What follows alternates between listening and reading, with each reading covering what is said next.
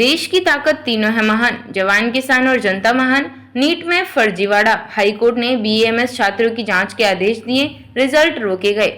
मोगा के Shiv Shakti Ayurvedic medical college में 2020-21 और 2021-22 सत्रों में बीएमएस पाठ्यक्रम में प्रवेश लेने वाले 15 छात्रों पर आरोप लगा कि उन्होंने फर्जी नीट रैंकिंग का इस्तेमाल कर दाखिला लिया।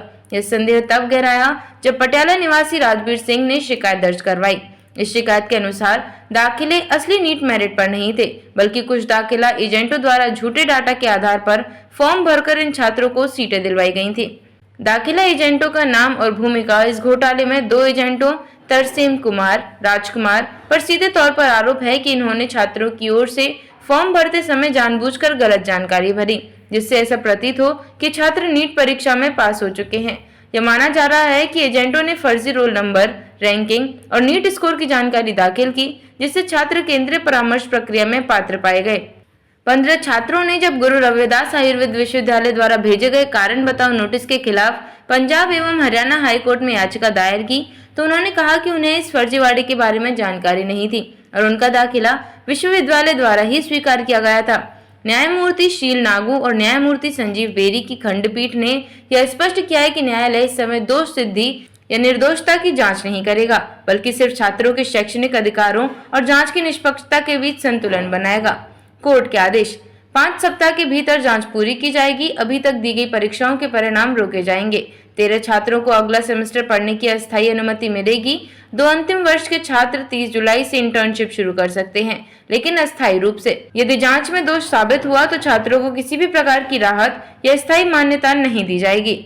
छात्रों के वकील ने अदालत में कहा कि अगर उन्हें परीक्षा देने और परिणाम पाने से रोका गया तो उनका करियर पूरी तरह से ठप हो जाएगा, खासकर उन छात्रों के लिए जो पढ़ाई पूरी कर चुके हैं और अब इंटर्नशिप शुरू करना चाहते हैं। उन्होंने यह भी कहा कि यह संभव है कि छात्र एजेंटों द्वारा गुमराह किए गए हों और विश्वविद्यालय ने भी सभी प्रवेशों को उसी समय वैध ठहराया था। शिव शक्ति कॉलेज गुरु रविदास आयुर्वेद विश्वविद्यालय से संबंध है और दाखिला प्रक्रिया उसी के नियंत्रण में हुई। विश्वविद्यालय ने इस फर्जीवाड़े की जांच के लिए सेवानिवृत्त न्यायाधीश राजीव नारायण रैना को नियुक्त किया है। जांच रिपोर्ट तय करेगी कि छात्रों ने खुद फर्जीवाड़ा किया या गुमराह हुए, एजेंटों की भूमिका कितनी गंभीर थी, विश्वविद्यालय की प्रवेश प्रक्रिया में क्या खामी रही।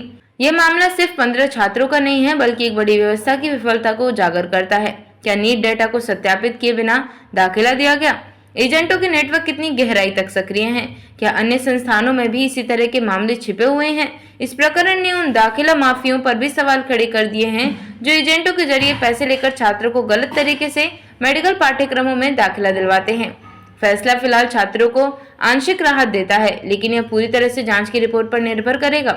यदि दोष साबित होता है तो छात्रों का पूरा करियर दांव पर लग सकता है। यह केस पूरे भारत के मेडिकल और प्रोफेशनल कोर्सेज में प्रवेश प्रणाली की पारदर्शिता को सुधारने का मौका है। अदालत ने साफ कहा, कोई भी अस्थायी लाभ अंतिम नहीं है। देखते रहिए shed speak TV. Like, share और सब्सक्राइब करना ना भूलें। देश, लोकतंत्र और भविष्य की सबसे बड़ी खबरों के लिए।